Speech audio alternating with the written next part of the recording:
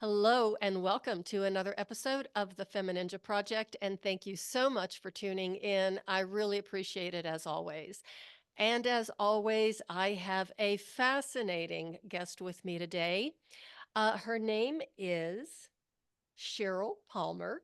She is an Amazon best-selling author of the book titled Erased: Exiting a Toxic Relationship, which is a courageous tale. And trust me, it is very courageous. I've read the book. Exposing the heartbreaking descent of one woman's abusive marriage and her journey to uncover her safe way out. Raw, honest, oh, I'm getting chills, and ultimately inspiring, this book has been written to deliver two things to those who are living in a toxic relationship or abusive marriage: hope and choice.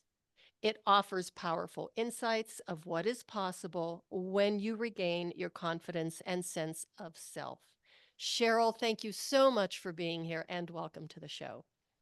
Cheryl, thank you for having me. And for all those who are tuning into this, it's not lost on me that the space puppy is a strange avatar to take. This is the best I have on Zoom. I'm not technologically advanced. However, not using my real self, I'm protecting the innocent. I have a child, so I just want to kind of keep things one step away from her. So space dog, you shall have. Well, and I have to say, this is definitely the first time I have ever had a space dog on the show. Yay. So, yeah, new territories. So basically, again, the space dog is to help protect the innocent, and provide some privacy. And just the fact that you're sharing your story with the public is incredibly courageous. And one of Thank you. my first question to you is, how did you find the courage? Where did that come from to say, okay, I am going to tell the story? Because there's a lot that goes into that. There is. In the digital world that we live in and the entertainment that people are seeking on TV these days, it's your Jerry Springers, your live action housewives of pick a city. You're always watching what's happening with other people. I think on some level these shows do well because there's somebody more crazy out there besides you who have it worse, or there's something wrong. What I find difficult with it is it's either stereotyped in a really bad way, or it's some extremely affluent celebrity type. And then it's, hard to feel bad for someone with all the money in the world having a difficult time. I consider myself very mainstream, middle America, went to college, got married, had a child type individual. I don't want to say I'm not extraordinary in any other way. I'm middle America. And I feel like so many people, this story, unfortunately, I am not the only one. I'm not the worst story you've heard. I'm not the easiest story to hear either, but it's a club nobody ever wanted to be a member of. And Mhm. there's so many of us. And going through my trials and tribulations of my divorce, loneliness was one of the most crushing things that I was dealing with, because I deserved this. I'm alone. No one will understand. It's embarrassing. It's humiliating. I'm failing at my wedding vow. So much went into it that it was soul crushing. And Mhm. it took I don't want to say an act of bravery, but it took a really low where I was like, I need more help. And friends and Mhm. family were always there, and that's great. However, they were on my side because they were on my side regardless of what I was going through. They weren't going through the same thing. So the Mhm. first time that I reached out to a perfect stranger and found comfort in the knowledge that they went through it too, Mhm. that was huge for me. And then it opened up more doors to other strangers who are all now good friends, and a bigger network and more people. And it's, no, you are not the only one. So I felt the drive to write this. I mean, cathartic, sure, but Mhm. you're not it sounds trite, but you're not alone. You're not. There are so many people going through some kind of, women and men alike, level of this Mhm. betrayal, manipulation, all the psychological damage that it did. And then, whatever physical or mental damage is happening in there as well. There's something to be said of finding your team, finding your people, finding your group, I finding your want to village. ask you, because I know when you're going through something like that, of course, we've talked about this before when I first met you, even at the book fair, the shame, the guilt, the self-doubt. Mhm. And there's such a level of manipulation that comes in an abusive or a toxic relationship that sometimes you don't even know what's true and what's not true. Right. So I wrote this in the book that like crazy making, I hate the word. I mean, it sounds dumb. It sounds too popular, I guess, in this Hmm. jargon that people use, but there really is no other word for it. The Hmm. circular track that you go through in your head of, wait, did I hear this right? Am I wrong? How did it just get the redirection thing? That was a hard one for me because I'm going in with a very solid plan to have not an argument, a conversation about something that had happened, and it would get derailed so fast that I went from being the calm one asking a question to suddenly I'm chasing my own tail and defending myself over whatever I was being accused of, and things would just go off the rails to the point where, am I nuts? Did I hear this incorrectly? Like, am I wrong?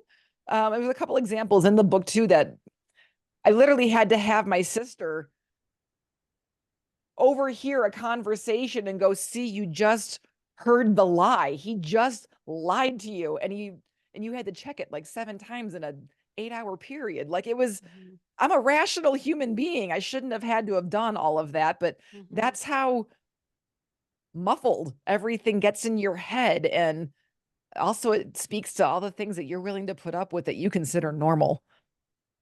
Okay, I just have to bring a little tiny bit of levity um, to your statement, however inappropriate it might be.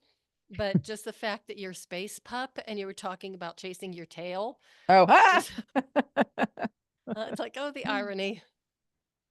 And I also, when you were reaching out to other people, and Mhm. you finally found somebody who says, "Hey, yeah, I've been through it too." When you did that, had you tried reaching out to other people who were close or somewhat close to you and ever got shut down before you found somebody who finally said, "Oh, yeah, dude, this happens all the time"?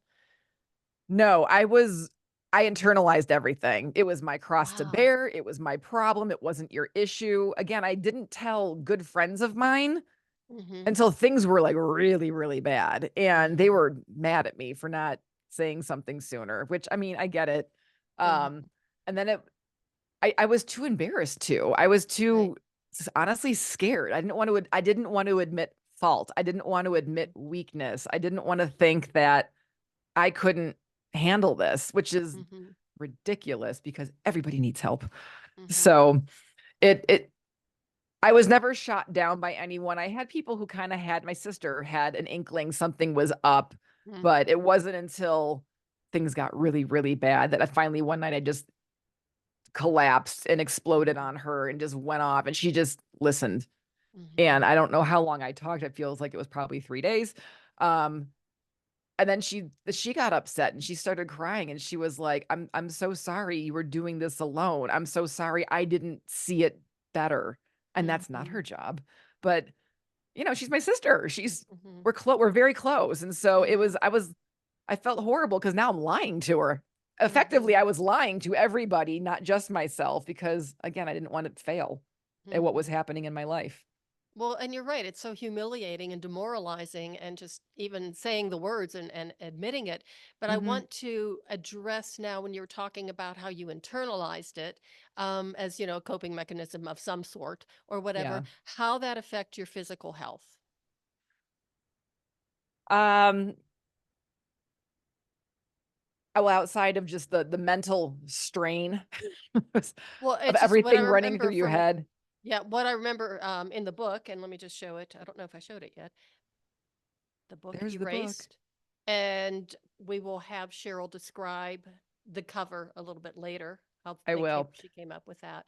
But in the book, and it was actually fairly early in the book that Yeah, no, I you know were what you're talking about. describing, yeah, the digestive I issues and sorry. The way apparently I would deal with stress, anxiety, things that were difficult, I would internalize it and it would present itself in some very unpleasant GI issues, which I won't go into much more of that. Um, when things got really, really bad, I lost, I want to say 20, 25 pounds in the matter of like 2 months, which is, I mean, anybody know that that's not healthy at all. I don't think I slept for 4 years. Like there was never sound sleep. I was barely eating. Sometimes I was overeating and there was no happy like homeostasis in my body as to how I was functioning. At one point, my hair was falling out. It was just my joints were starting to ache. And when we relocated to a different state that was Pacific Northwest, I mean, my joint problems were so bad that like I couldn't put on a bra, couldn't tie a shoe. And it was crazy to me that all of a sudden I was sick. I was sick all the time. And it didn't occur to me that, outside of catching a cold and having a child, all of these correlate, all of these move in together. All of these things can be just that. And it was horrible. Um, and it had to stop. It had to stop because I felt like I was slowly losing myself and killing myself all at the same time on so many different levels that it had to change. So yeah, it manifested itself. Your body will always tell you when something's wrong, and it's horrible that your brain screws it up. mhm. So initially that I was going to call the book Gut or Guts or something like that. And my, one of my editors was like, you can't do that. All you're going to get is people looking up like GI issues and like gluten-free intolerant. Don't do that. Mhm, Um, because you should always, my heart and my body always knew something was wrong. It's just my head wasn't listening, was mhm, not listening. So, and you will talk yourself into almost anything at times. And that's exactly what I did. This isn't that bad. People have it worse. There's people with black eyes. There's people who, you know, are in the hospital making up excuses for broken this, that, and the other thing. I mean, there's all of that. And that mhm, never occurred to me that that was my definition of abuse. It was always physical to some degree. There was evidence, there was, bruising, that kind of a thing. That to me, that's what the word abuse meant. mhm. And then I learned otherwise. So, Yes, because your ex was masterful, the master of manipulation, basically, and so insidious. And I dare I say it, I read the book, so I can say this. I have an opinion. He was an evil person. yeah. Yeah, what I married and what he really is two different things. And maybe that was the alcohol. I don't know. Uh-huh.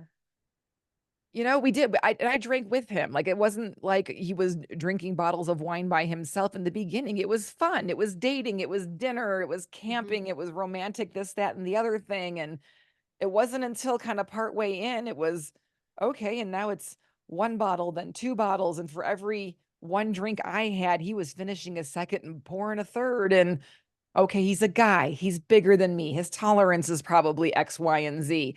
He's got a job that, has him going all the time. Like chilling out at the end of the day is fine. He doesn't smoke. He doesn't do drugs. Like this is his vice. He doesn't mhm, gamble. I mean, again, you can excuse and excuse and excuse, and that's exactly what I did. Because, mhm, all right, it's normal. Drinking's socially acceptable and okay, and till it's not. So, mhm. yeah, And you did mention, he's a big man, he is. physically big, Mhm. and he would actually, and you're a tall person. I'm not small. Yeah. No, Yeah. no, you're not a little petite thing. No. You're beautiful. Well, thank you. Yes, and you make a lovely space pup too. But he would actually use his size to Yes. intimidate you. And like you said, you would go into a conversation and you had things thought out. You're very calm, very rational, very reasonable, and then he would just flip it that you were the one that was in the wrong. You were the one who was doing Always. something terrible, and he would even like puff up is what I would call it. Use his Yes. size to get even bigger to try and tower over you and intimidate you. Yes. And that's one of the things I always said is he never had to hit me. And part of me wished he did, because that would make it real. Because when you're not being physically struck, is invading your space really abuse? Is getting too close really a problem? Like, am I just, what's too close? Is 1 foot too close? And you start doing all of these rationalities in your head. And he always kept his sunglasses on, because that's like a shield for him. And to this day, he still does that. It doesn't matter what the sun's doing outside or not doing, always has sunglasses on.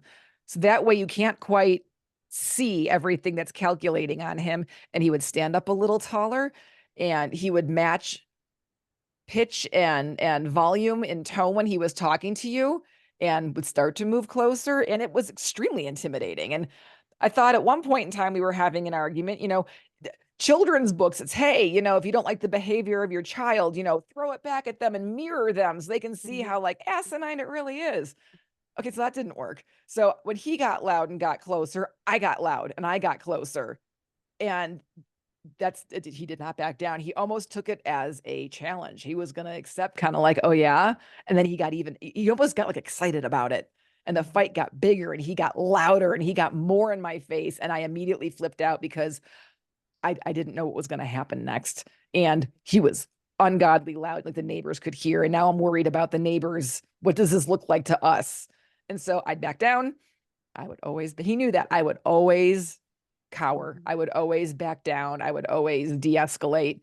And then to make myself not feel like a complete tail between my legs again, comment, I would probably like swear at him or something as I'm walking, either I'd give him the finger, because, that's mature, but it was kind of like I'm not just going to let you win this one, but me doing my childish, like, fuck you. Oh, sorry. I'm sorry. I said the F word. That's okay. Middle finger or fuck you back, just to like try to get the last dig to, see, you don't have me completely. I'm not completely broken, but it was a really, really weak attempt, because I was doing it walking away. I stopped. My mother always said, maybe you were just being really smart. Maybe you were being smart to not escalate it. Maybe she goes, possum. If you're playing possum to some degree, it's a smart defense, because you're not as big as him. You're not as strong as him, and you don't know what's going to happen. So maybe that was smart, and tried very hard to have me see it the other way, versus as negative and self-deprecating as I was. Now, like in that one situation that you're describing, where was your daughter at the time?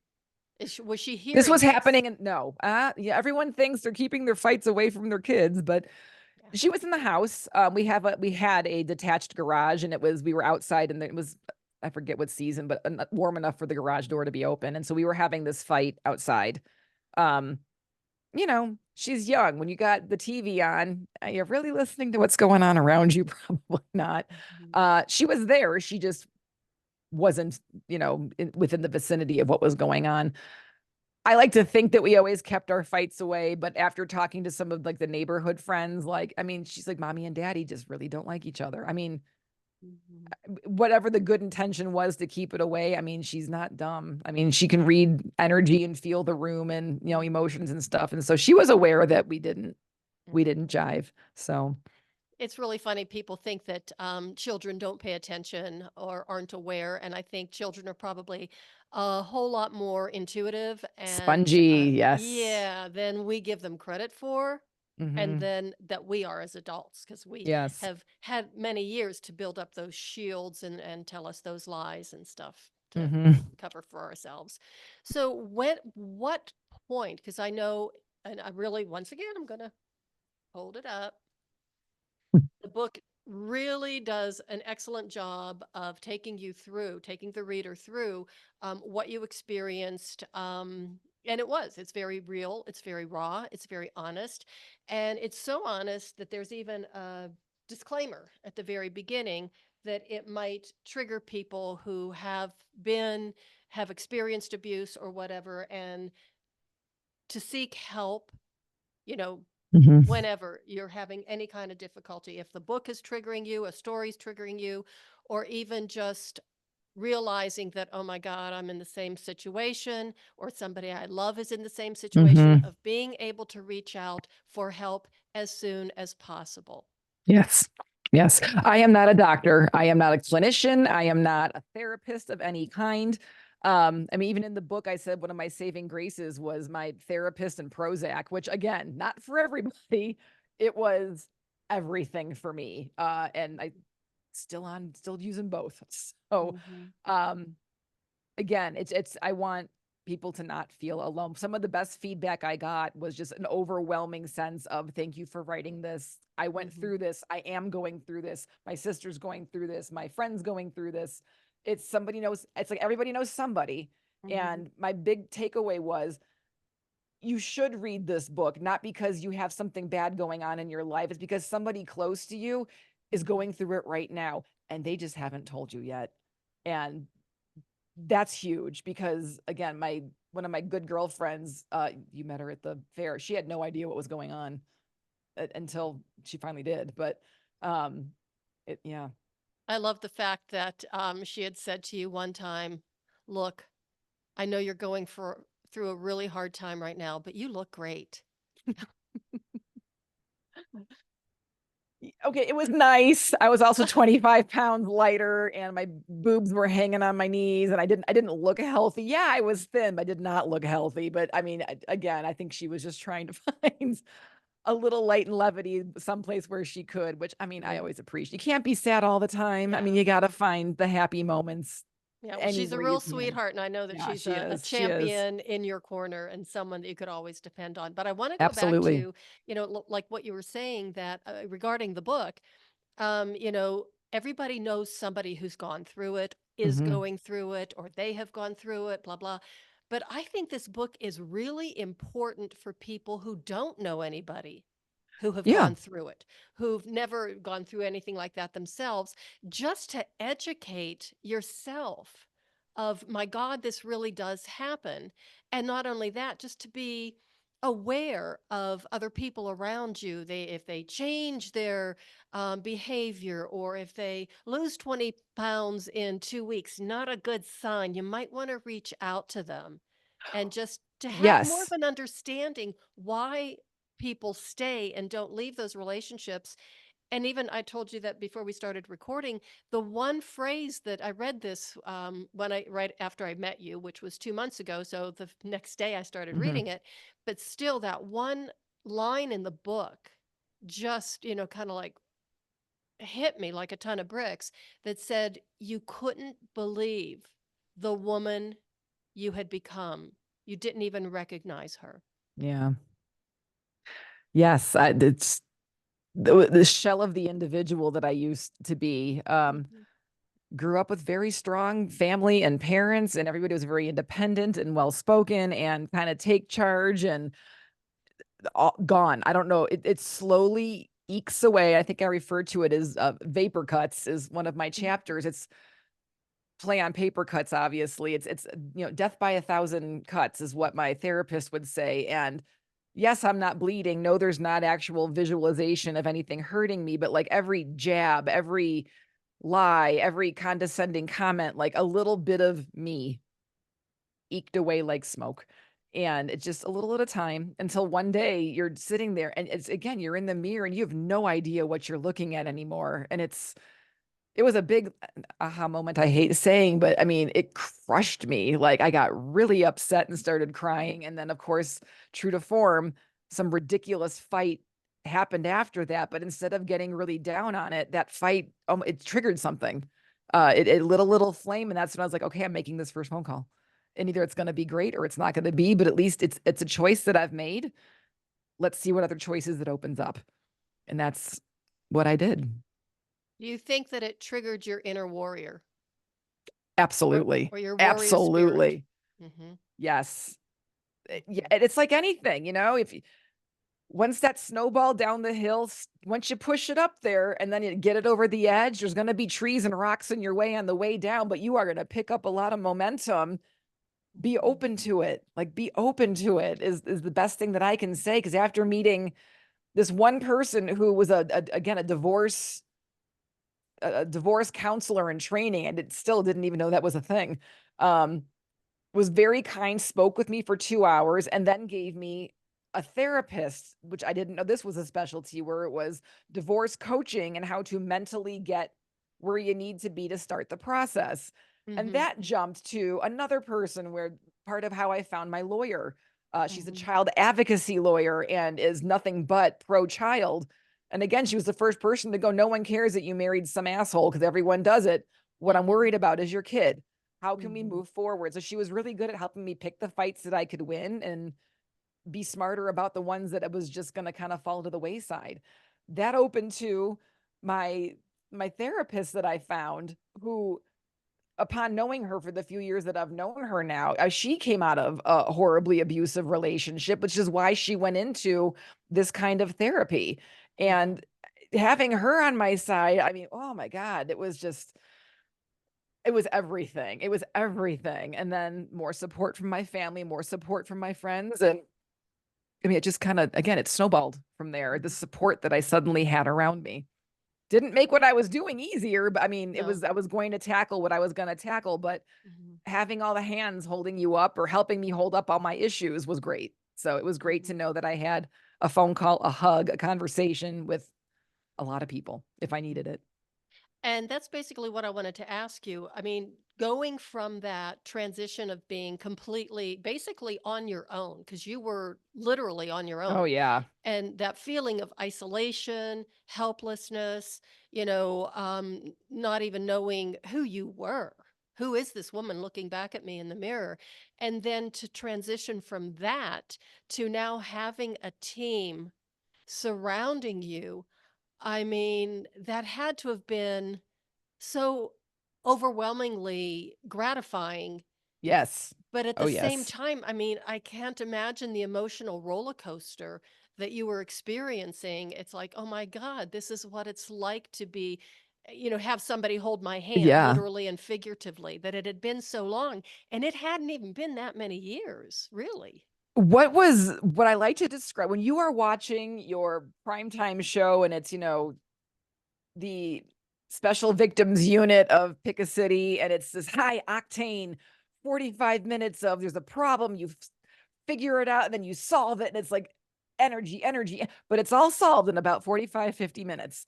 There were a lot of weeks where you're so amped up and your nervous system is so like the entire time, where it's this is happening and that's happening. Now I got to counteract how I'm supposed to respond to this and to that. And am I acting normal? Is this a normal housewife behavior that I've got right now? And all the weird things that I had to do with like gift cards when grocery shopping, because he had financial control of everything. That's another level of Jesus Christ, what am I supposed to do with myself right now? Because I had no money. He controlled it all. I had nowhere to go. I was trying to not disrupt my daughter's life at all while all this was happening, or at least as little as I possibly could.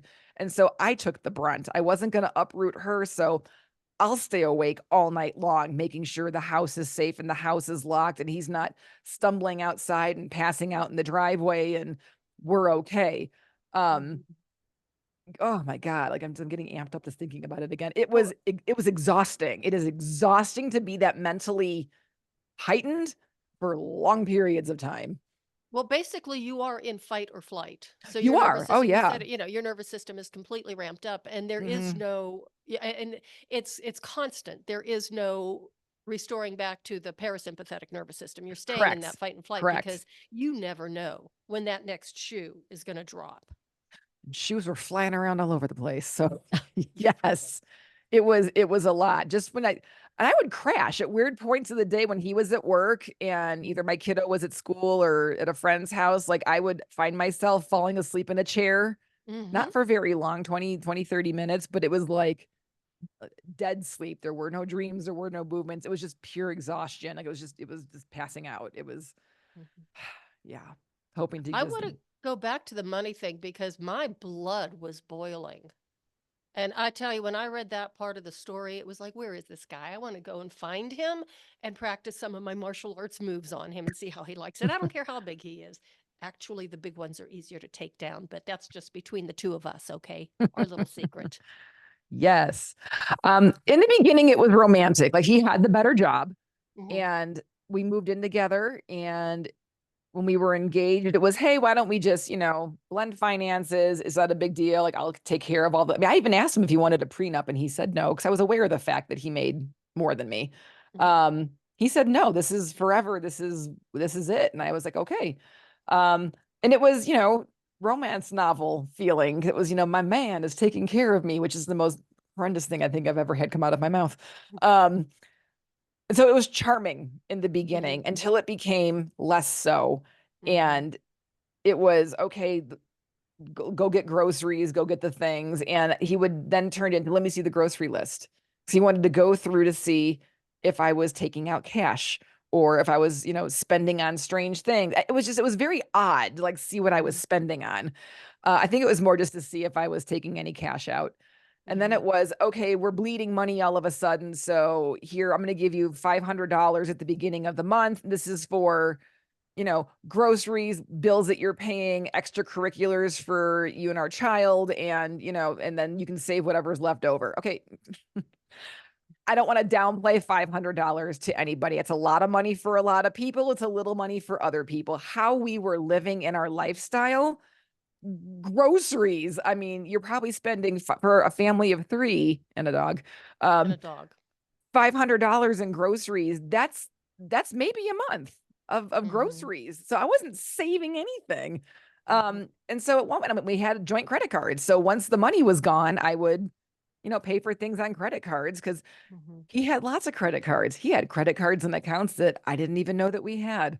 Because the finances were not shared. They were not transparent. And it was, oh, no, I got it. Don't worry about it, until fights started happening. So the finances became a thing. And that was the other reason why I didn't file right away is I didn't have money for retainer. I didn't understand the law. I, for some reason, decided he was so good at being wordsmithy and smarmy and charming and all the things that I was going to sound like the irrational, crazy person because I'd start crying and fly off the handle so quickly and easily. I'm spirited that way. So that's just me. And he's not. He's very subdued behind the sunglasses and his mask and thoughtful before things come out of his mouth to make sure he's wording it just the right way. So in my head, because now we're going to court on TV, because why would it be little? Are people going to believe me? Am I going to sound like I'm making things up? Do I look unhinged because I'm crying and upset? And he's going to go, look, see how unhinged she is? She gets upset over some really crazy things. So it didn't occur to me to like question. I couldn't sock cash away because what cash did I have left over? So when I was at the grocery store, I would see the other, the big box stores of, gift cards that you had next to you for like, hardware stores, Home Depot, the grocery stores that were nearby, that kind of a thing, next to the Visa credit cards. And so I bought one because it was a family member's birthday and I got like a Starbucks card or something. And there's no activation fee on those. Those activation fees actually like show up on a different line on this one grocery store's bill. So this is where I'm at in life. I'm examining a grocery bill to see what jumps out at you. And so then I decided, well, you can't buy a gift card for $50 because nothing at a grocery store is really $50. I mean, unless you're buying filet mignon every day. So I would buy gas cards and Home Depot cards and Target cards for $17.85, $23.62. Really, then it's like your eye doesn't catch that as fast because not a lot of things are just even numbers. So that's what this is where my head is going. So am I brilliant? Am I crazy? I don't know. But this is where I went on things, thinking this is how I can start socking away cash. So when things do fall apart, I have padding. I have something. I had a jam bag or a to-go bag with underwear and clothing and some shoes for me and my daughter. And I had them at a friend's house up in the mountains that I knew he didn't know because he was a friend of my brother's. So I was trying to cover every scenario. And you feel crazy doing stuff. Am I overdoing this? Is this a weird thing? I want her to have a toy that's comfortable, but not one she's going to miss if I just kind of like sneak it into a bag to take it away. This is just the constant rolling in your head. And I'm sure I'm probably talking really fast because that's how my brain was functioning. And it was just, there's one more thing. There's one more thing. There's probably one more thing. Do Geez. I look Okay. like I'm cooking normally while I'm talking to my sister on the, am I acting like a regular person? When I was trying to find all the alcohol he was hiding in the garage in the wintertime, I would make Mhm. sure that my foot tracks going out to the garage weren't sporadic looking or crowded looking. So I would step in the same spot to make it look like I just made one pass to the take out the garbage or whatever. Not that I was in there like investigating my garage. Am I smart? Am I crazy? Am I? I don't know. I don't know what all that is. And then I had my therapist goes, honey, it's neither. It's survival. And I was you, just gonna say you were in yeah. survival mode. And it is crazy at the end of the day. And she's like, you don't go to a different country, expecting to like get around there for a month without picking up some pieces of the language. You're not going to be fluent, but like, how to do generalities and how to get around and ask for things because that's just what you do when you're living in that situation. She goes, that's the same thing here. Because I had asked her, I'm like, oh my God, am I the narcissist in all of this? I can't believe I'm doing all of this. And am I the bad person? And she goes, well, one, the fact that you asked that, no, narcissists never think they do anything wrong. So no, you're not. But she goes, you are living in a different country. You are in this environment and this is what you have to do to navigate it. She goes, so it's the same as learning a different language. You're learning how to navigate around him. So this is what you need to do. And Mhm. so, and it always felt icky. Like it was never like, hey, I took a picture of this liquor and pot and things hiding in this whatever. I wasn't like, yay, me. It's like I take the picture and be like, oh, like who am I? Like, look at what I'm Scooby doing right now. I mean, this is Jesus. It was horrible. Scooby Dooing, that's another little pun for the space dog. But yeah, that was another thing. I mean, not all the drinking and the pot, and I don't remember if there was anything other drugs, but around your daughter. I mean, she would Mhm. be able to see them. She did. She found a whole whack of pot all over the top of his office desk. And we had one office that he would use, and I was printing something out, and she wanted to come help mom work. So I'm like, hey, let's go get that thing off the printer. And we went downstairs and just littered all over the tabletop were rolling papers and tobacco and marijuana flowers or buds or whatever we're calling them these days and a bowl and a lighter. And she, sat there and she was 4 or 5 years old. She crinkled up her face and she goes, what is that? And I was stunned. I'm like, are you kidding me? Now go smoke pot. I don't care, but let's not blatantly have it laying out for the kid. And she goes, wow, that's really stinky. And I'm like, sure is. And I was pissed. And I'm like, let's ask your father what this is. So we called him over and he walked in and I go, hey, your daughter wants to know what this is. And immediately he was all like, sweet and sugary. And he goes, ooh, is that stinky? And with one hand swipe, like swept it all into the garbage can and went, well, we'll just throw that away. It goes, the stinky's gone. And she goes, okay. And like skipped back up out of the room because that satisfied a 4 or 5 year old because, okay. And I was so angry. And now I know where she's at. And I'm like, what are you doing? Why do you? And I'm whisper yelling at him. And I talk with my hands a lot. And I was pointing, through him to the table going like, that's not okay. And it wasn't, I'm sorry. Yeah, you're right. Won't happen again. Easy things to diffuse this and make this go away. It was, you're not allowed to judge me. And I went, what? I go, our child, our dog. I mean, again, you're always Mhm. hearing about pets eating things and Mhm. dying. And it was, we've got guns and cleaning supply, not guns, I'm sorry, knives and kitchen knives and cleaning supplies all over the house. And she doesn't use those. Okay, well, she's not an idiot. She knows what those things Mhm. are. I shouldn't have to explain drugs to a 4 and 5 year old. And he, he looked at me and made some comment about, and I was pointing at him. He was like, get your fucking finger out of my face. And that was it. And I just turned around and under my breath, I think I told him to fuck off. And again, I don't know what my child heard or didn't hear. In my head, I thought I was being quiet in the moment. Probably not. I don't know. But I was just so infuriated because again, all you had to say was, oops, my bad. You're right. Sorry. Or yeah, I shouldn't have left that out. Or it would have been better than what just happened. Mhm. Um, and then this is one of the arguments we were having in the garage. And he was like, okay, so let's just tamp this down. COVID's going on. He's like, you have opinions. I have opinions. I didn't do anything wrong. So I'm going over to my friend's house. And so are you good? And I was like, yeah, just fine. Just go. Just get out of the house. I can't have you in here. And then I went back downstairs again. And I don't know if it was a big middle finger to me or he was just that high. There was yet one more gigantic mess of tobacco and pot all over the same countertop to roll another joint. And I was like, so took a picture of it as evidence because I mean, what the hell? And then threw it, and then I flushed it all because again, I don't know what my dog is going to eat and I don't want to explain it again to my kid, but it was always stuff like that. And then then I realized that he drove to his friend's house. So I don't know how fast pot's in and out of your system, but I know driving under the influence is not what you're supposed to be doing. So well, and that speaks to his level of irresponsibility too, because mm-hmm. that was another thing in the book that, I was just like, what is he thinking? Because some of the things that he did, and I don't know if you want to go into any of them or not, but yeah, and a lot of them included, the dog and, your daughter and him not being particularly attentive. Let's put it to you that way. Yes, I know what you're talking about.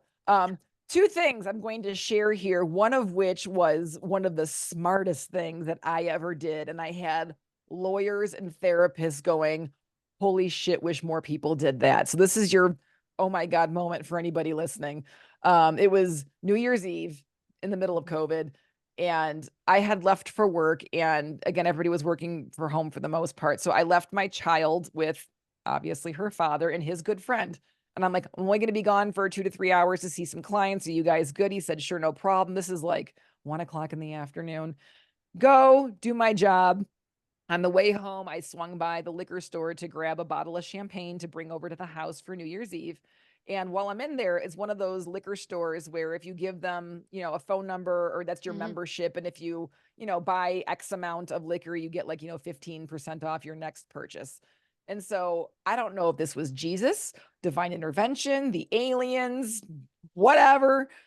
I go and the guy asked for the phone number and I gave him my ex-husband's phone number. And I go, do you guys keep a log of this? Like, is it in your system? And he goes, what do you mean? And then this lovely story that I've never said before, where my husband and I own a business together and we gift bottles of wine for the holidays.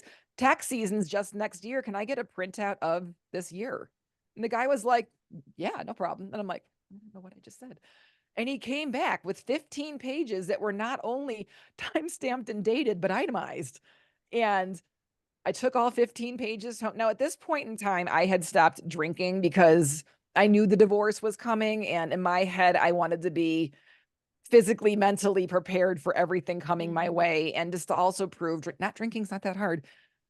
It is for those who are alcoholic. Either way, my point was he doesn't have a problem because he always told me he didn't have one. And I was like, I will drink less. So we're having balance in the world.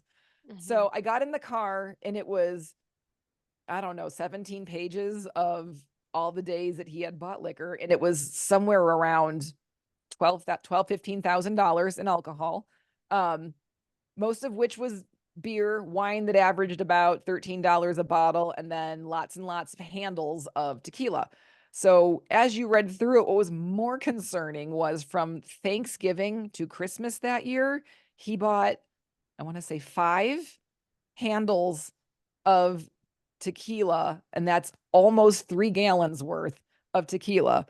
And he drank every iota of it by himself because again, COVID, we were very COVID conscious. People were not coming over. The tequila was not for cuts and scrapes. I mean, it hid in the garage and all of it was gone. Now that was my first introduction to actual evidence versus circumstantial. So the pot on the table, that's circumstantial evidence because maybe I designed it, or maybe it was somebody else's house, or there's too many like what ifs involved in it. This is an actual documentation. And if we wanted to get real picky, all those credit cards weren't our credit cards. A lot of them were his. If we wanted to get even more picky, liquor stores have cameras. I'm sure we could have gone back and figured out, is that all him? Because it sure as hell wasn't me. So, and my lawyer, when I gave that to her, she goes, where did you get this from? And I'm like, the liquor store. She goes, how'd they give it to you? I told her my story. And she goes, that was brilliant. She goes, oh my God. She goes, yes, this is perfect. So feeling good about myself, I went back to the house and everybody was outside. As I walked up, my ex immediately ran into the garage and threw on his sunglasses. And I sat there, my kid's just playing by herself with the dog. There's a bottle of tequila that is now empty, sitting on the picnic table. And his friend, I know he's a big pot smoker, he was drunk and high. And these were the two idiots watching my kid. And do I pick the fight? I don't know. What's the point? Like, I'm going to be wrong. That's not what happened. No, we're not drunk. That bottle wasn't even full. I mean, I could already hear all the things. And so I just kind of like, ugh. And I went inside to go change clothes and my daughter came in and I'm like, hey, I go, what happened today? And she's like, nothing. It was really boring. And she explained it. The friend had showed up. He had been there for about 2.5 hours. All they've been doing is drinking and I've been playing by myself. This is what my kid got to hang out with. And I'm like, I'm sorry that you're bored. Let's go make dinner. Fine. I later found out, as I was getting dinner ready, he was completely passed out in the backyard. I mean, just full on asleep. And I texted the wife of the friend and I'm like, hey, is your husband okay? Because mine's all passed out. And she was like, oh, he's not that bad, but he did have to walk home from your house because he couldn't drive.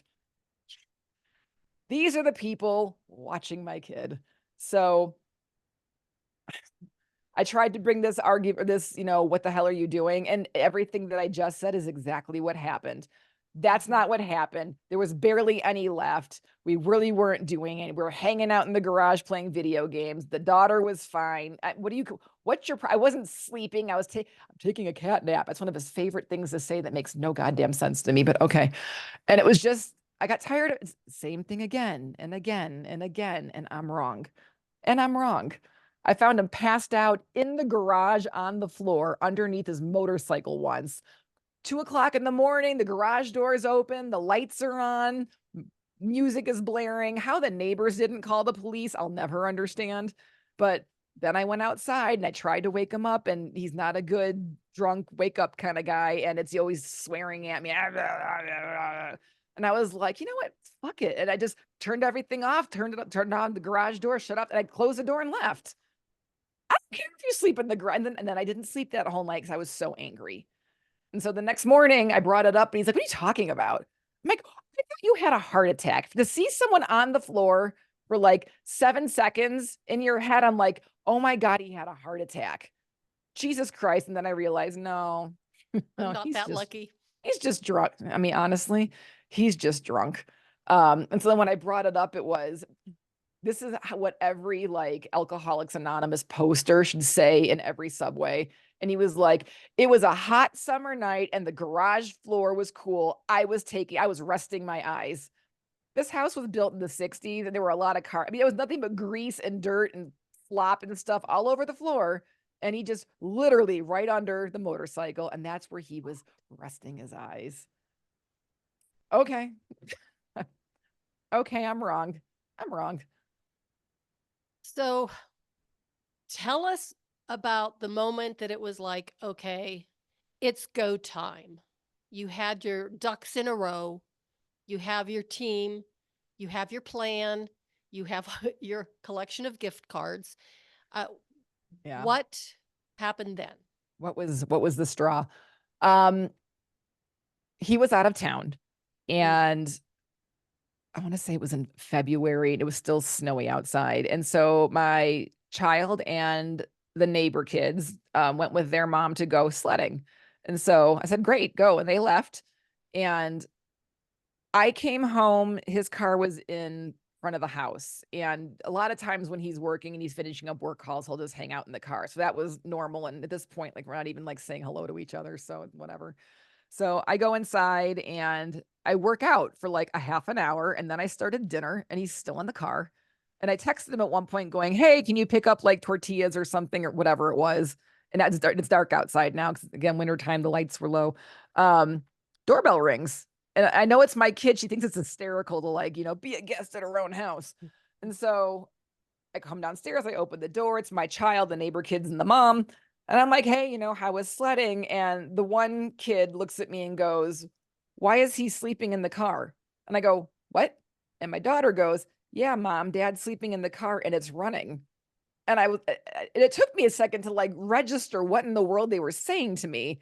And the mom looks at me kind of like, yeah, he's not sleeping. Sorry about your life.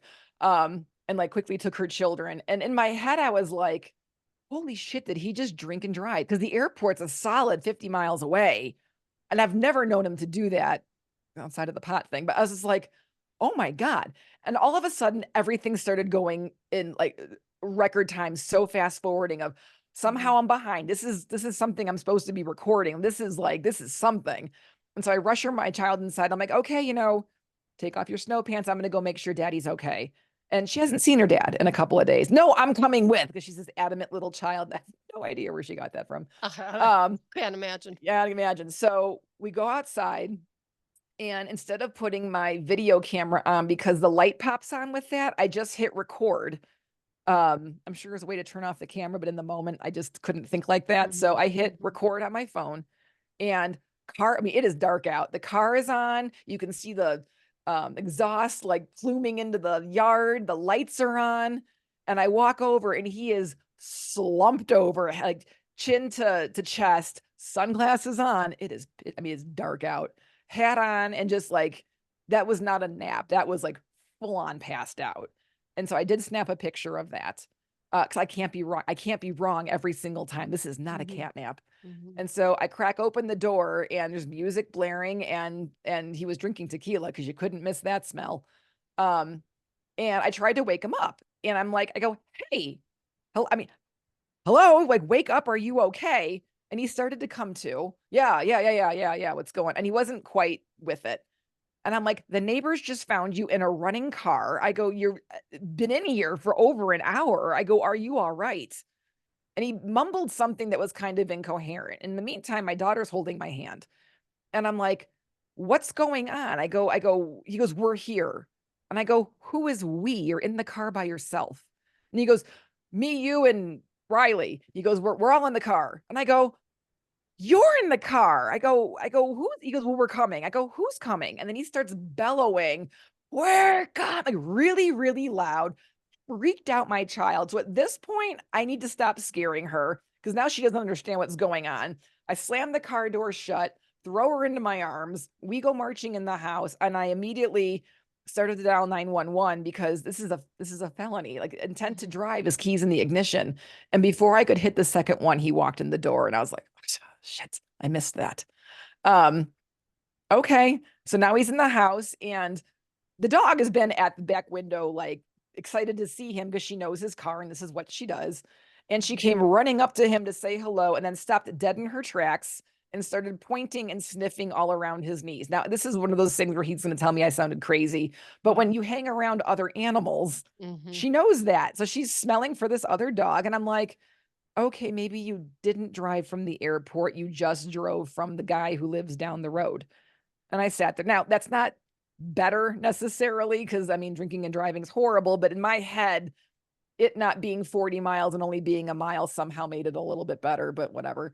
So my kid's off doing whatever she's doing, and he runs to like take a shower, because this is what he's gonna do. He'll tell you it's because of the airplane. I think he was washing off all the smells happening from the tequila. Came upstairs, we ate, tucked my child in bed, and he passes out. So at this point, I text his good friend going, hey, was Ken at your house? And he wrote back with too much information. And it was, no. I've been working by myself, sitting at the kitchen table all day long. And I'm like, no was the answer you should have said. And then I texted his wife going, hey, was my husband at your house? And she was like, no, I was at a happy hour having drinks with all my work. It was, again, too much. And I'm like, oh, why are they lying to me? So I put the monitor by his face to make sure if she woke up, he heard her. And I did. I left the house. Like, was this safe?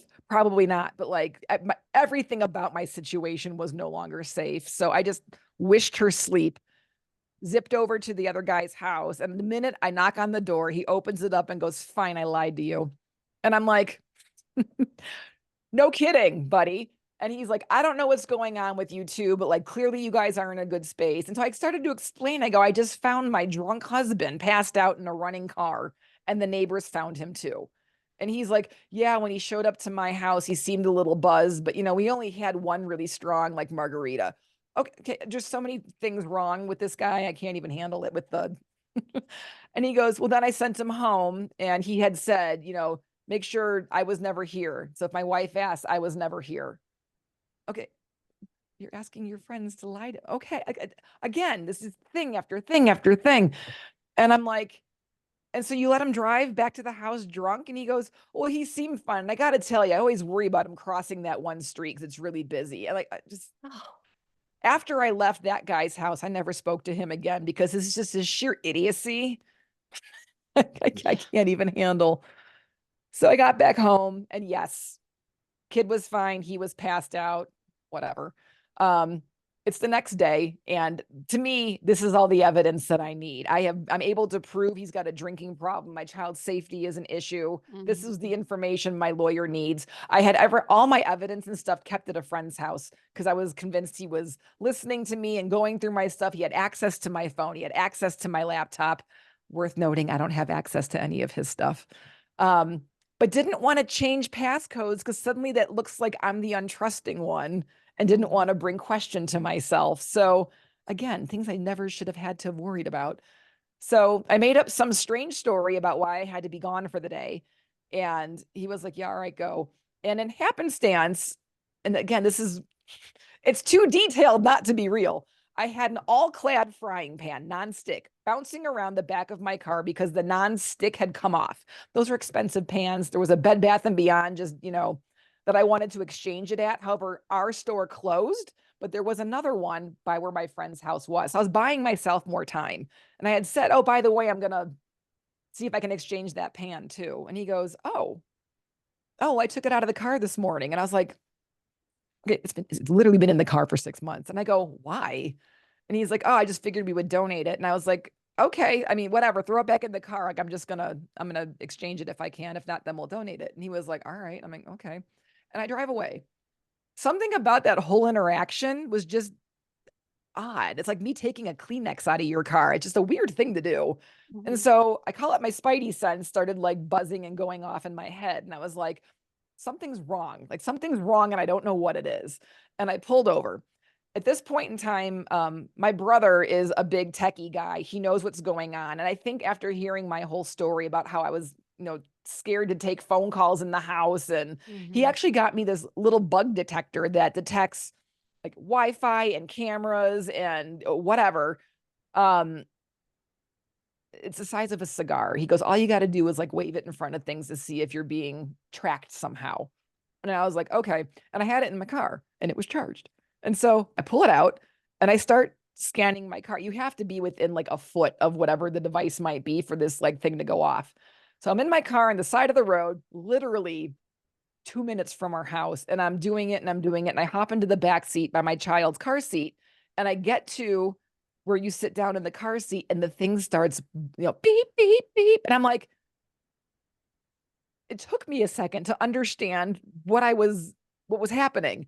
So I pulled it away and it stopped beeping. And then I leaned it in again and it started beeping. And I kept doing that over and over again because my brain wasn't grasping what was happening. So I start to pull apart the cushy pads that are on the car seats.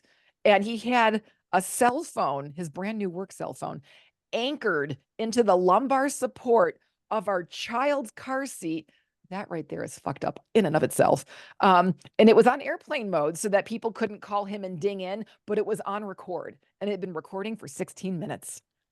That's what he was doing in my car when it came to the pot. I treated it like I just found a bomb. Like I turned it off and I backed away from my car like 15 feet, called my lawyer, flipping out. And I'm like, two things happened. One, it was, oh my God, I always knew he was listening to me. Oh my God, I was right. The tiniest bit of like validation. And then I was suddenly just overwhelmed with, holy shit, look at what I'm right about. Oh my God. Like, it never occurred to me to look for cell phones. I was looking for cameras and things because I found 2 Ring cameras hidden in our house, one in his office and one in our garage, hidden, like literally hidden, but I found them. So that, I don't have a lot of words for what that like avalanche of emotion was, because now I'm tingling and now my heart's in my shoes and I was shaking. I was so hurt, scared, worried, just destroyed, like all these things. It was, anyways, I got my lawyer on the phone and she's like, well, what's on it?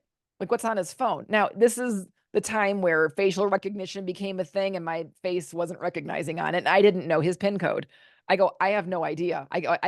She goes, who cares? What did he hear you say? Talk to your lawyer and stuff. She goes, what do you care? I go, I don't know if this is the first time he's done this or the 17th. And the way you can like splice things to make it sound incriminating. I never said I wished him dead and I'm going to go kill him. But at the same time, there's a lot of not nice things I'm sure that I said that can be taken out of context.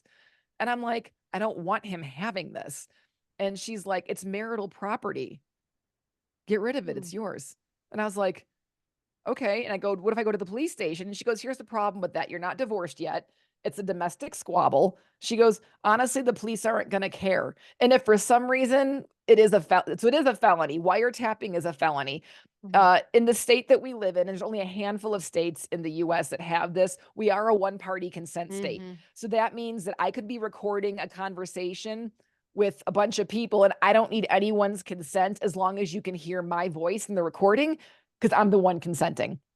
However, that's not what he was doing. He literally put a listening device in my car and his voice was not able to be heard in it. That's wiretapping. That's a felony. So my lawyer goes, if for some reason you hit him with a felony, she's like, and he loses his job, you're kind of messing with your child support and alimony down the road. Right. She goes, so just get rid of the phone. And I was like, all right. So hang up the phone, go to my friend's house, get all my stuff organized. Now I'm just kind of reeling. He's supposed to go out of town that following day. And I need him to go out of town that following day. Because kind of like referring to the whole, the SVU show is finished in 45 minutes. I'm on now like hour number 7 being all amped, trying to get through this. So now I'm driving home and it's close to dinner time. And my concern is, I can't just take the phone out of the car seat because then he's going to know that I found it. And so I was talking to my brother again on the phone. He goes, lose the car seat. I go, what do you mean lose the car seat? He goes, say it smells like pee or something, or your daughter threw up in it or whatever. And I'm like, okay, she's too old to be doing that. And it's a weird thing to do when the kid's not in the car. And I was at the gas station pumping gas, crying and having this conversation and looked over. And again, we're going to call it Jesus and angels and my planets aligning. There was a person vacuuming out their car where you put the quarters in and you've got the vacuum for like 3 minutes. And I was like, oh, okay, that's what I'm going to do. So I pulled up, waited in line, got out of the car, started vacuuming all the Cheerios and dirt and mud and junk and stuff out of my car, took out the car seat and put it next to the vacuum to like clean out all of that stuff and get all the cracks in the seat. And then finished vacuuming and put my car back together, got in the car and absentmindedly left the car seat a little disheveled looking, sitting by the vacuum and drove away. One of his favorite things to say to me was, do I think things through? You're so absent-minded. So I thought, awesome. I'm going to celebrate my absent-mindedness right now by being that dumb wife who just left the car seat sitting by the vacuum thing. And so I drove home and I'm like, does this sound at all plausible? Like now I'm on TV myself and like, I can't, who's doing this right now? Like all of this is insane. So I get home. Meanwhile, his actual telephone is at my friend's house and we decided to run the battery down. So we turned on the flashlight and turned on the video recorder, wrapped it in tin foil, stuck it in a metal pot, and it hung out in the basement. That way, he can't claim that it was stolen. That was my next concern. He's going to say I stole his phone. So phone's just gone. So I get back and walk into the house and I'm like, sorry, I'm late. I'll start getting dinner together. And I start making dinner. And within 70 seconds, he comes into the house. Where's the car seat? Now, why are you looking at there's no like question of why you're investigating my car. It's just, I go, what are you talking about? Playing my best, clueless wife. And he's like, where's the car seat? I go, oh my God. I go, I was vacuuming out the car. I go, I left it at the gas station. I go, you know what? Finish dinner. I'll go get it. And he was like, no, it's fine. He goes, I'll go get it. And he sat there and he goes, why would you take the car seat out of the car? And I go, we've had so much mud and rain. I go, and do you know how many Cheerios I sucked out of that thing? It was ridiculous. And he was like, okay. And he left. And I was like, oh my God, oh my God. He was gone for like a half an hour. Gas station's only 2 minutes away. So I texted him going, what's going on? And he's like, I'm talking to the gas station manager. We're reviewing the tapes. I have no idea if that's true. However, it did cross my mind that if there was an actual camera, I was right in front of it. Oh my God. So you saw me vacuuming like a regular person and absentmindedly leaving my thing. So proof. And he came back home and he was like, okay, yeah, so the car seat's gone. I'm like, oh my God, I'm so sorry. I go, I will get another one tomorrow. And he's like, no, it's fine. Just, put one of the other car seats in and it's not a big deal. I said, all right. We had dinner. Evening went fine. He drank a 6-pack. He was asleep in front of the TV. So child's asleep. He's passed out. And I'm texting my brother and my sister. And I'm like, oh my God, it worked. So it was a busy intersection. Like if you were going to lose something, like that's where somebody probably would have stolen it from. So wonderful. And I'm like, oh my God, someone stole it. I can't believe this worked. And my sister wrote back, she goes, are you sure it's gone? And I go, what do you mean? She goes, why in the world would you take him at his word now? Yeah. And I'm like, oh shit. Yeah, you're right.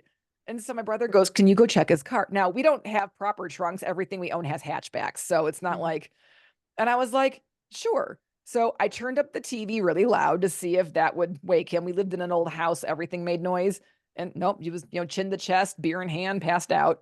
And I snuck out the back door, ran around the house, and laying in the back seat of his car was the car seat. And so I'm like, okay, am I behind? Am I ahead? I don't know what's happening. Am I in trouble somehow? Oh my God. And so I'm texting my brother and sister, and I'm like, do I take a picture of it? My brother goes, don't. Plausible deniability. Your story stands. Like your story's true. For all you know, he stole the car seat and everything else that you said is true. He goes, so just go to sleep. Just go to bed. And I'm like, yeah, all right. So I do. I go to bed and I'm in bed. Wake up the next morning and I go upstairs and my child's watching TV and eating her cereal. And I'm like, where's your father? And she goes, he's not here. Okay, awesome parenting. Like, thank you for letting me know that one of us should be watching her. And I'm like, okay, he's got a storage unit for some of his equipment for work. That's probably where this is going. And then he walks in the door a few minutes later. Oh yeah, I was back at the scene of the crime, just kind of like looking around at stuff. And I was like, oh, all right. I go, we have to go to a doctor's appointment. I go, which car should I take the car seat out of? And he goes, oh, look outside. And I'm like, okay. And I walk out in the front yard and there's the missing car seat sitting on the front lawn. And I'm like, how do I react? I was stuck. And he was like, look, I found it. I go, where? Again, I went back to the scene of the crime and it was across the street from the gas station in an alley and all like torn apart, but like I found it. And I was like, okay, act normal, act normal. I go, wow. I go, all right, that's random. And he goes, yeah. He goes, so just throw it into your car. If any of this story was remotely true, I'm a germaphobe. I don't know where this car seat's been for the last 24 hours. No, we have to sanitize the whatever bad was happening all night. I go, no, we're not. No, let me wash it. So he seemed to believe that, washed the car seat, all the things. And then he walked upstairs and he had an overnight bag in his hand because he was leaving to go on his trip. And he walked up to me and he was like, I know we haven't been on the same page.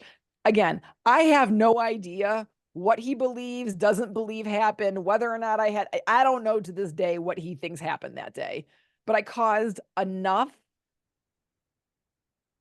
disbelief to some degree that maybe I am just a dummy. I'm just a dumb wife. And he kissed me on the forehead and he goes, maybe we should start getting some therapy so we're on the same page. Turned and walked out the door. And I was like, he closed the door and I collapsed into a chair. And I was like, I think it was the first time that I exhaled in 48 hours. This could be a TV movie. Like it was just like, it was insane, Cheryl. Like It's almost like I even when I was reading the book, all I could think of was that movie, Sleeping with the Enemy. Yeah. Because that's basically what's happening. Yeah. There aren't words more than what I've just shared. He came back, I filed the next day. So I got all my stuff in order, got the paperwork, sat him down, told him I wanted a divorce. And that, I think he knew it was coming. I don't think he knew how prepared I was. Like he was taken aback that I already had so much in order. He did admit at some point in time that yes, he did bug the car because he was worried about me because I haven't been acting okay. And two of my girlfriends are divorced, and I was talking to them a lot. And these are two of my best friends, divorced or not, two of my best friends. And because I was talking to two other divorced people, clearly they were coercing me into a divorce. So now I'm not smart enough to make my own decisions. So it just insulting in every Well, it's every just chance he so, gets. it's so arrogant and so So arrogant. condescending and so Yes. manipulative. And I mean, he's obviously a narcissist as well as an alcoholic. I cannot speak to that, but I wouldn't argue it. Yeah. Yeah. I mean, my God, those behaviors. So where are you at now in your life? I have my own home, 20 miles away from where my child goes to school. We do share her 50-50. Unfortunately, the laws of where I live are difficult. There's more and more these days. A lot of places can be super father leaning. They have rights. It's not illegal to be a drunk. It's not illegal to be an asshole. So, okay. There were steps that were put into place where he was sober for almost a year and a half. I can't speak a lot more to that because I'm legally not allowed to. I can't speak to how he does or doesn't partake in his drinks now. My kid is good. So at the end of the day, my child understands that 50 with mom, 50 with dad. We both parent differently. No, we didn't get along. She hasn't asked specific details, but she knows that dad made a lot of decisions that mom did not like and did not agree with. And we had difficulty communicating on that. There was never a compromise. We barely speak to each other. He is mad. My goal wasn't to like screw him over. I mean, I want him to be healthy for my child. I mean, of all the times that I wished poor on him, ultimately, whatever affects my child affects me. So, I mean, she only has one dad. So I do believe that he is a good dad to her. There are some things that I question, but parenting styles are different. So fine. Me, myself, 360. I have a wonderful group of friends and support. I have a wonderful outlook on how I'm going to move forward and how I want my daughter to see her mom. I don't understand people who stay in bad relationships for the kids because this is what your child's watching, how he speaks to me and I'm allowing it to happen, how he condescends me, manipulates me. And she sees how I cower. She sees how I cry. She sees how I respond. That is not how a father or a man speaks to a woman or a wife or a daughter or whatever. That's never okay. So I want her to hopefully someday look back and know that everything I did for her. I don't know if I would have left the same way I did if I didn't have her to do it for. Because at some point I didn't care about what my value was. I didn't care that I deserved better. I knew she did and does. And that's where it started from. All of this started because my kid deserved better than what she was getting. And I am a better mom to her without being in that relationship. So I had to come first. And you always should. Like, you want to be there for everybody, but you have to be a little selfish. If you're not good for yourself and to yourself, you're not good for anybody else. My step for her was I had to get away from him to be the best mom that I can for her. So it's hard to say I am 100% her mother 50% of the time. And that's big pill to swallow and it sucks, but it is what it is. And I'm glad that I did everything I did. And I want other people out there to know you can do this and you're not alone and you deserve better. Your children deserve better, but more importantly, you deserve better. And I do want to emphasize that for the listeners, that Cheryl does include some great tips, advice, encouragement, and positive I don't know if I want to say positive energy or whatever, but at the end of the book. So there are things that, you can, so many take home points that There's a could really help resources you. page too with just, I mean, national numbers and connections that you can make Oh, yeah. for other Mhm. kinds of help, whether it's a domestic violence need Mhm. or escape places to get to or Wow. Yeah. Yep. shelters. There's some of that is back there as well. Mhm. Let's just Yes. hold it up for those people who, if I can find the camera. There, there we go. Helpful resources. Helpful resources. Yeah, Oh, there you go. So it looks like there are plenty of them there. So, yeah. Well, Cheryl, I have got to say, congratulations on the thank you. book. Thank you. Congratulations on being a true warrior, not only for yourself, but for your daughter. Thank you. That means a lot. Oh, and for other women too. I mean, there's so many people who are suffering and in relationships that they feel stuck. Yeah. So your book really does give them hope. Thank you. I appreciate that. Everyone should have a choice. Everyone does have a choice. You got to find your choice. And you got to So find your tribe, your support group of people who can help you always. get through it. Yeah, And they're absolutely. totally strangers. Look into the strangers because that's how you find them all. So, Sometimes I think it's easier to find the strangers than the people closest to you. 100%. Absolutely. Well, Cheryl, thank you so much for being here and sharing your story and, just being the super mom and the super person that you really are. Thank you. It's been a pleasure being on here and getting to know you. I'm excited for our next book fair together. So, Oh, I know. It's going to be a lot of fun. Is there any last final words or pearls of wisdom you want to leave with the listeners before we sign off? not making a choice is, in fact, a choice. That just means an option hasn't come yet and it will. So, Mhm. find your choice.